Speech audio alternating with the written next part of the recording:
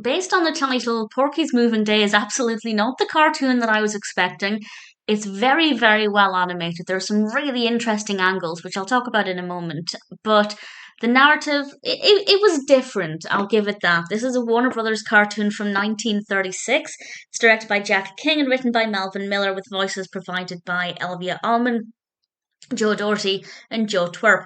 And we have this character who kind of looks a little bit like Clara Bell Cow, whose house is about to capsize. It's on the side of a cliff, and this means that the house is at a rather jaunty angle for a lot of it, and that gives us some really great angles for the rest of the cartoon. And I thought that that worked very well, and I think they did a really good job with that.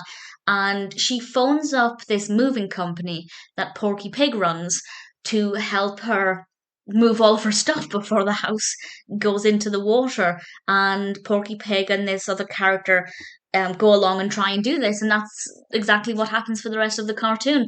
Honestly, once the novelty of this different narrative wore off, I didn't find it to be that fun. Not much happened that I actually thought was funny or quirky or charming. So the actual narrative itself stopped being quite interesting for me.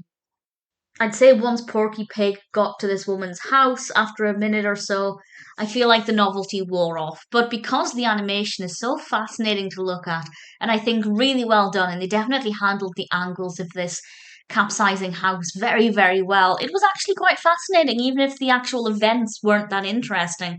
And I do like Porky Pig, so whenever Porky Pig was on screen, I enjoyed at least a little bit. So it's definitely different, certainly not what I was expecting. If you're a fan of Porky Pig, I think it's definitely worth watching. It's not at all what I was expecting, and I think for the most part that worked well, but it could have been a little bit more fun. I think they could have had a lot more fun with it and been a bit more creative with what actually happened. But the overarching narrative of this house falling into the water and everybody frantically trying to get everything out, it was okay. It was a little bit different. It's not what I was expecting, so that worked really well. It's not perfect. I might not ever watch it again, but it was okay. I didn't mind watching it. If you haven't seen it and you're a fan of Warner Brothers, I'd say watching it once is probably not a bad idea.